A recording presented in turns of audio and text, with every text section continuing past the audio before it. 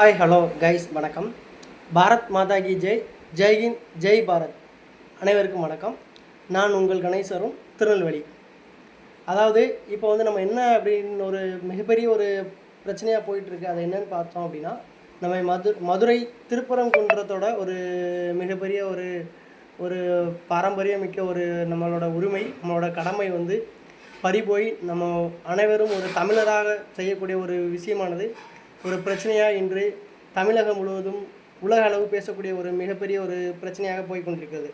So அந்த பிரச்சனைன்றது எப்போ ஆரம்பித்தது அப்படின்னு பார்த்தோன்னா, 2000 வருடங்களுக்கு முன்பு, 2500 ஆண்டுகளுக்கு முன்பு பிரிட்டிஷ் அரசாங்கம் இருக்கிறதுக்கு முன்னாடி இருந்து அந்த ப்ராப்ளமானது இருந்துகிட்டு இருக்குது.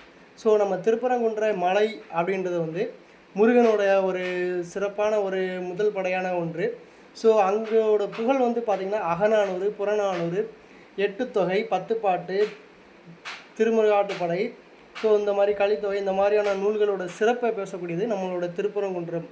ஸோ நம்ம திருப்பரங்குன்றம் மலை ஒரு சக்தி வாய்ந்த ஒரு சிறப்பான ஒரு முதல் படை வீடானது திருப்பரங்குன்றம். ஸோ இந்த பிரச்சனைன்றது பல நூறு ஆண்டுகளுக்கு முந்தைய ஒரு பிரச்சனை. ஸோ இது நம் தமிழக மக்களோட ஒரு உணர்வோட உலகளவில் உள்ள அனைவரோட ஒரு உரிமையும் ஒரு ஆவலும் ஒரு ஆசையுமாக இது போராட்டமாக இன்று வரை நடந்து கொண்டிருக்கிறது. ஸோ இது தீர்ந்து மக்களுக்கு ஒரு நிம்மதியான ஒரு உரிமை மீட்டெடுத்து ஒரு நல்ல ஒரு தீர்ப்பு கிடைக்க வேண்டும் என்று சொன்னால் அனைவரும் ஒன்றிணைந்து பாடுபட வேண்டும், அனைவரும் ஒன்றிணைந்து போராட வேண்டும். நாம் எப்படி ஜல்லிக்கட்டு பிரச்சனையை மீண்டும் நமக்கு உண்டான ஒரு பாரம்பரியத்தை மீட்டெடுத்தோமோ அதே போல் நமக்கு உண்டான இந்த திருப்பரங்குன்றம் மலையின் சிறப்பை புகழையும் எடுத்துரைத்து அதை நாம் மீட்டெடுக்க வேண்டும்.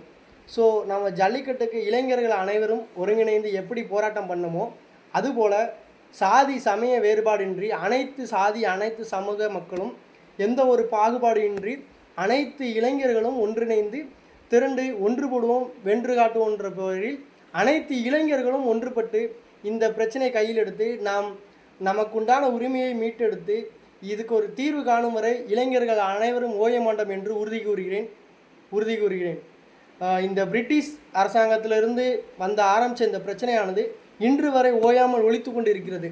இதை நம்ம இந்த அரசு ஒரு தீர்வு காணணும் அப்படின்னு சொன்னால் அது தீர்வு காணாமல் நீதிமன்ற தீர்ப்பை அவமதித்து அவங்க இன்றைக்கி ஒரு சாதாரண ஒரு சூழ்நிலையை நீதிமன்ற தீர்ப்பை கூட மதிக்காமல் அவங்க செயல்பட்டு கொண்டுட்டு இருக்காங்க.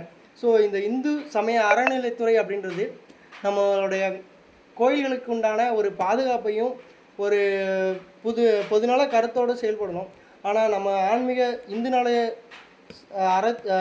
இந்து சமய அறநிலைத்துறை அதற்குண்டான ஒரு வேலையை செய்யாமல் எங்கெங்கே பணங்கள் சம்பாதிக்கலாம், எங்கெங்கே ஆட்டையை போடலாம், எங்கெங்கே வருமானத்தை பெருக்கலான்ற நோக்கோடு மட்டுமே செயல்பட்டு கொண்டிருக்கே தவிர நம்மளோட வழிபாட்டு தலங்களை சிறப்பானதாகவோ ஒரு நல்ல ஒரு பாதுகாப்பானதாகவோ மாற்றவில்லை.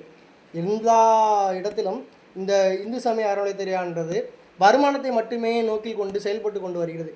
ஸோ இந்த பிரச்சனையானது ஒரு முடிவு கொண்டு வர வேண்டும். இந்த திருப்பரங்குன்றம் பிரச்சனையை முடிவுக்கு கொண்டு வர வேண்டும் என்றால் நாம் இளைய தலைமுறை இளைய சமுதாயத்தால் மட்டுமே முடியும்.